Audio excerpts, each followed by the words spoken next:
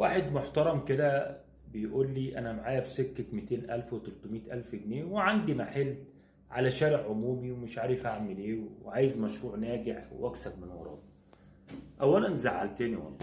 بص يا باشا، ممكن تعمل كذا مشروع. أول مشروع المحل دوت مثلا افتحوا. بص، أي حاجة في السيارات مكسب 100%. أي شغلة في السيارات تكسب 100% على طول، مفيش كلام. طبعا بتوع السيارات هيتضايقوا مني بقى ومش عايزين نتكلم كتير، ببقى اقول لك على طول. ممكن تعمل مثلا غيار زيوت، تغيير زيوت للعربيات. دي اول حاجه. ما عجبكش البند ده ممكن تعمل بند تاني، كاوتش وبطاريات وتصليح كاوتش وبطاريات وترصيص.